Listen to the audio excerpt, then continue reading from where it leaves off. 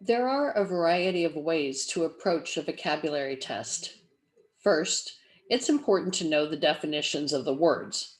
But knowing the words' parts of speech and how those parts of speech come together to form a sentence can also be useful, especially when two words have similar meanings. I've prepared this presentation with that in mind.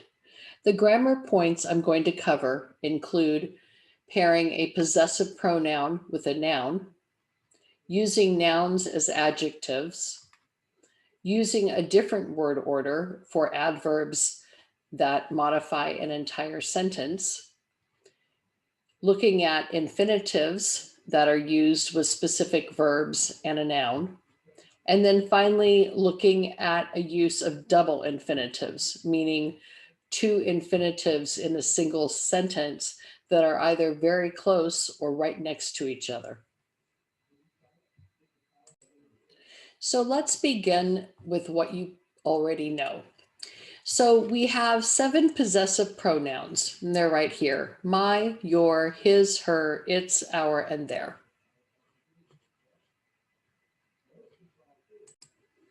What I want to make clear today is that these pronouns are often followed by nouns, as in these example sentences that are taken from the article, "The ape in the office."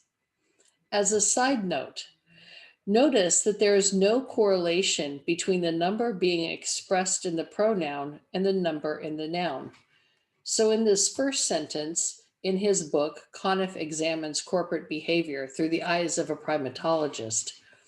His is singular because it refers to the man Conniff, and book is also singular. However, if Conniff had written 2 books about that examine corporate behavior through the eyes of a primatologist, then his would remain singular, but books would become plural. So BOOKS, plural, if there was more than one book he wrote on this topic. In some of these others, you can see here that chimpanzees typically spend their days caring for their young. Their is plural because it refers to chimpanzees, and this is also paired with the plural noun days. However, here, their, which still refers to chimpanzees, is paired with the non-count noun young. And if you remember, a non-count noun is one that we do not add an S to. In this case, we often think of this noun as being more than one. Here, we have a plural pronoun paired with a singular noun. Employees often rely on powerful people in their office. Their refers to employees. The office is singular, just the one. And then finally, pronouns can be paired with abstract nouns such as status or cunning. And abstract, these would be nouns that you cannot see or touch. And again, the plural there refers to chimps, and this plural there refers to they, which I believe is also chimpanzees. And then these abstract nouns are singular: cunning and status, or non-count, not singular, non-count nouns. Now let's take a look at how nouns can act like adjectives. When we put 2 nouns right next to each other, the first one is describing the second, just like an adjective would. So here in this sentence, how does gender impact family relationships in the wild? We have 2 nouns next to each other: family and relationships. What kind of relationship we're discussing is modified or described by this word family. Also, note that this noun is plural. However, just like with other adjectives, we do not put an S on the noun that we're using like an adjective, okay? The noun that comes first stays singular. So here again, we have elephant: mothers, aunts, grandmothers, and female friends cooperate to raise babies. plural, mothers, aunts, and grandmothers. What kinds of mothers, aunts, and grandmothers are we talking about? Elephant ones, and that is singular. Similar here to friends. What kind of friends? Female friends. Notice here in this sentence, young male elephants stay close to their female family members until they are 14. We have 3 nouns in a row, and the first 2 are acting as adjectives. So our noun is members. What kinds of members are we talking about? Family members. And then more specifically, what kinds of family members? Just the female ones.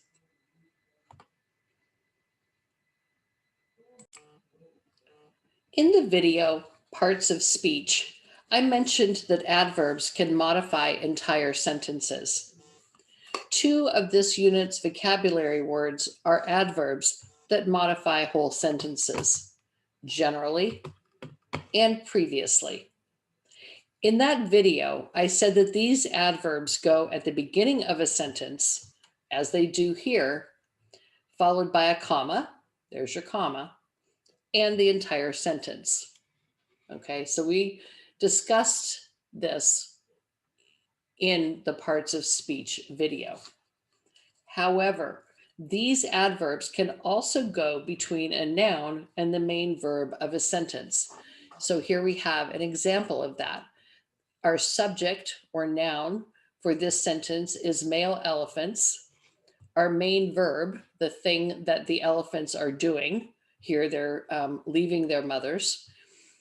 The adverb generally can go between these 2. So after the subject and before the verb. And finally, the last place that these adverbs can go is between a helping verb, here it's have, and the main verb, here it's perceived. The reason that I know that this is the main verb is that it's what the researchers are doing. And this verb have here, that's helping me to form what's known as the present perfect tense. We'll discuss more about the present perfect tense later in the semester. Right now, I just want you to notice that the word previously, the adverb previously, can go in between this helping verb have and the main verb perceived, or any other main verb. In this last section, we're going to touch on the use of infinitives. So what's an infinitive? Well, an infinitive looks like a verb, but it isn't. Its form is to plus the verb. So some examples from our vocabulary would be to interact, to criticize, or to discipline. Because infinitives look like verbs, we call them verbals. And in a sentence, they function as nouns, adjectives, and adverbs, but never verbs. Because it can be quite challenging to learn when and how to use an infinitive, it's often suggested that you learn which verbs are commonly followed by infinitives. The first verb we're going to look at is allow. And the definition we're using here for allow is to make it possible for something to happen. So here it is in a sentence showing subject, verb, object. So poor enforcement allowed poachers to kill over 100,000 African elephants in 2 years. My subject is poor enforcement. And then we have allowed is my verb, and my object is poachers. Notice that if I stop the sentence at my object, poor enforcement allowed poachers, it doesn't really make sense. It's an incomplete sentence. I need to add more information to it. So If you were to look up allow in the Longman Online Dictionary of Contemporary English, you would see that it is often followed by a noun. Okay, so here we have allow, and this is what you would see in the dictionary. It would say allow, and then it would say somebody. Okay, this is a noun for a person, somebody, to do something. And this is this to do something, that's showing you that this is an infinitive of action. So if I apply this word order to this sentence, that's how I get poor enforcement allowed. There's my verb allow, and my somebody are the poachers. And then the thing that they're doing is to kill. And I know that that has to be in the infinitive, to plus do. And so that's what it's telling me. This is an action, and the action I'm using up here is to kill.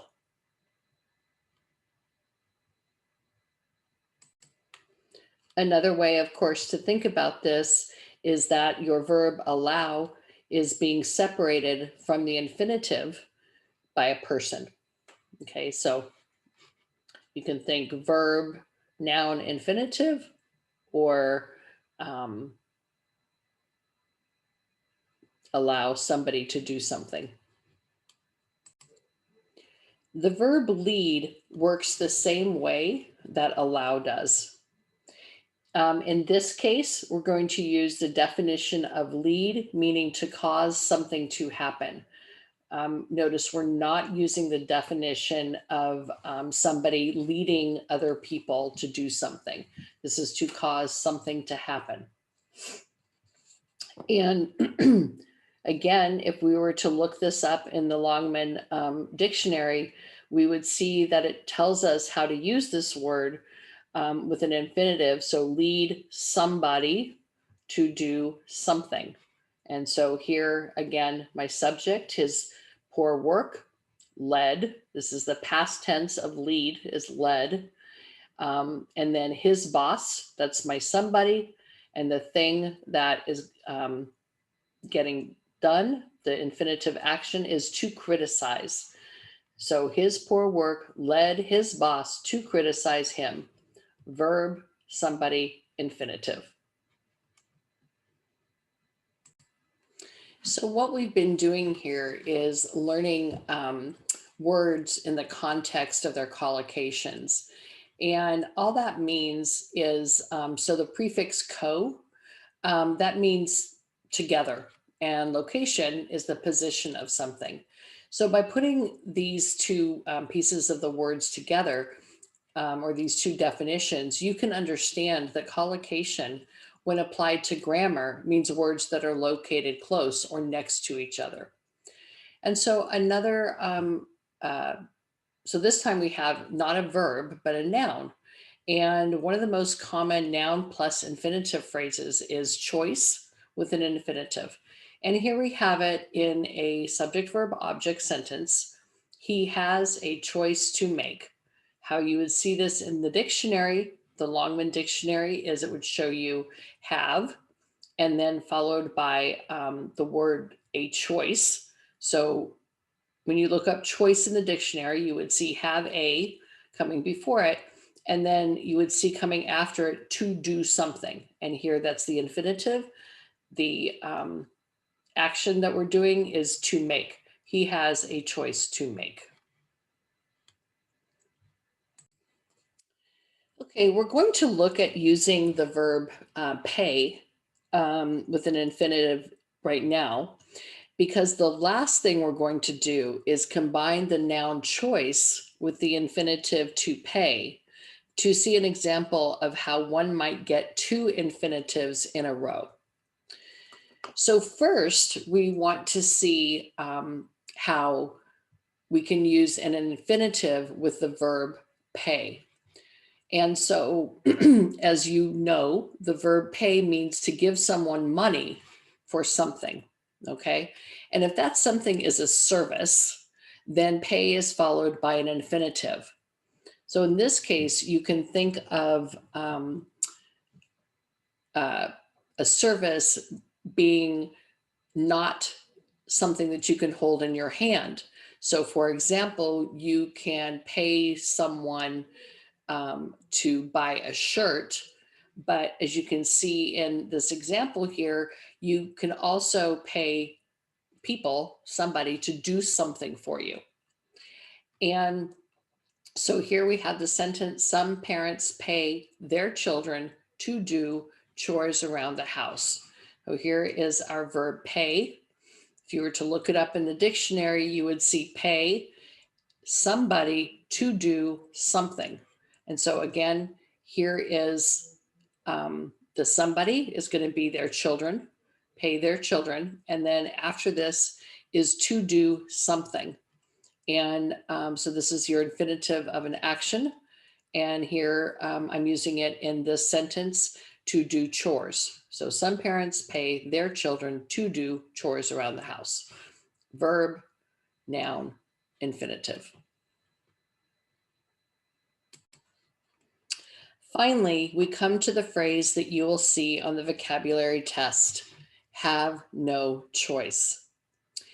And this phrase is often followed by the word but with an infinitive. So here's an example. With all the travel restrictions due to COVID, they may have no choice but to stay home. That's your infinitive, okay? So notice this is just one infinitive. However, if we're going to use have no choice, and the infinitive that we're going to use with that is to pay, then we may have to use a second infinitive. And here's what that could look like. So she's so busy at work that she has no choice but, and then here is your infinitive that goes with has no choice, to pay. And then because here we have a service, someone cleaning her house, we have to add to have someone clean her house, okay? So she's so busy at work that she has no choice but, first infinitive, to pay, second infinitive, to have. Another way that we can write this, you will see this on the test,